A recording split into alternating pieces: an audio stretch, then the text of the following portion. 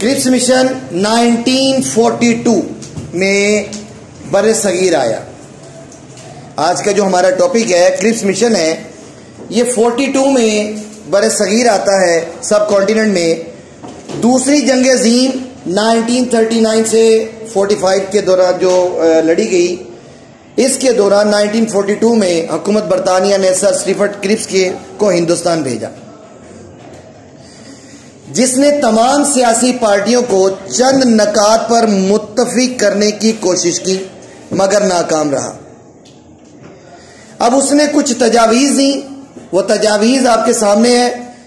Cripps mission की तजावीज़ पहली ये है कि जंग के बाद, जंग कौन सी? दूसरी जंग अजीम जो 1939 में शुरू हो चुकी है, अभी ख़त्म नहीं हुई, क्योंकि हम जिस ज़माने में खड़े हैं वो 1942 का ज़माना है।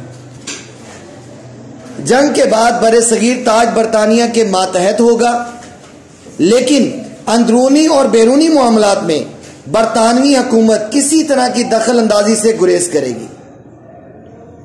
क्या मतलब है जी इसका? मतलब यह है कि जब जंग खत्म हो जाएगी उसके बाद जो बरतानवी हुकूमत है वो क्या करेगी, जो बरे सगीर है इसके जो लोग हैं इनको अंदरूनी और बैरूनी मामलात को इनके हवाले कर दिए जाएंगे, किसी किस्म की दखल अंदाजी नहीं करेगी। लेकिन ये जो बरे सगीर है मातहत बरतानिया के ही रहेगा, मुल्क यानी बरतानवी हिंद ही कहलाएगा ये। नंबर 2, दिफा, अमूर खारजा और मवासलात, अखबारात, रसाइल वगैरह। अमूर खारजा दूसरे ममालिक के साथ ताल्लुकात, दिफा जो फौज वगैरह है, ये सारे मामलात जो हैं, ये सारे शोबे जो हैं ये हिंदुस्तानियों के सुपुर्द कर दिए जाएंगे। मेरी बात समझ में आई है? ये तमाम शोबे हिंदुस्तानियों के सुपुर्द कर दिए जाएंगे। तीसरा पॉइंट ये है कि आइन साजी के लिए एक मरकजी असम्बली मुंतखब की जाएगी।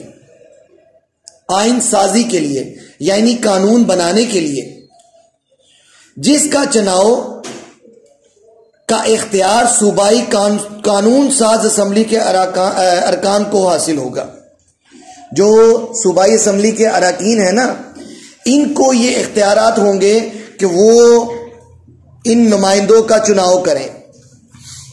जब आइन मुकम्मल हो गया तो उसे हर सूबे की तौसीक के लिए भेज दिया जाएगा। सूबों से पूछने के लिए, उनको दिखाकर उनकी रजामंदी पूछने के लिए भेज दिया जाएगा। जो सूबे आइन को पसंद नहीं करेंगे वो बाइख्तियार होंगे, यानी उनके पास इख्तियार होगा कि वो मरकज से अलहदा होकर अपनी आज़ाद हैसियत कायम कर लें, अपनी आज़ाद हैसियत कायम कर लें।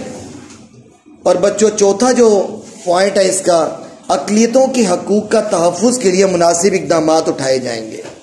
ये 4 पॉइंट हैं। देखिए, ये शुरू से ही अक़लियतों के हकूक़ की बात की जा रही है। कायद आज़म ने भी अक़लियतों के हकूक़ की, जब भी बात हुई कायद आज़म ने उनकी बात की है। तो ये क्रिप्स मिशन के तजावीज़ थी। इसके बाद क्या होता है, सर स्टीफर्ट क्रिप्स की ये तजावीज़ मुस्लिम लीग और कांग्रेस के अलावा दूसरी सियासी जमातों ने भी मुस्तरद कर दी। मुसलमानों का यह मुतालबा सिर्फ अलहदा मुमलिकत का हसूल रहा। हालांकि इसके अंदर एक पॉइंट था जिस पर कायद आज़म ने और बाकी लोगों को पाकिस्तान बनता हुआ नजर आ रहा था, और उनके अलावा कांग्रेस को भी नजर आ रहा था, इसलिए दोनों ने पार्टियों ने इसको रिजेक्ट कर दिया।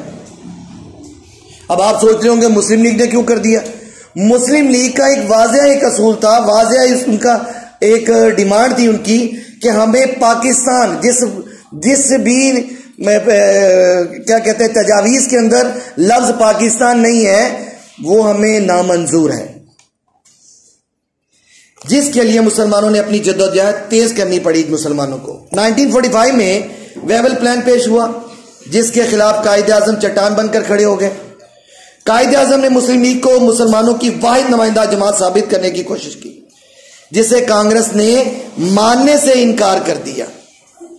तो बच्चों, ये था हमारा क्रिप्स मिशन के बारे में जो मालूमात है जो हमने आज पढ़ी हैं या जिस पे हमने बात की है। तो मेरा ख्याल है कि आपको मेरी बात की समझ आ गई होगी। ठीक है बच्चों।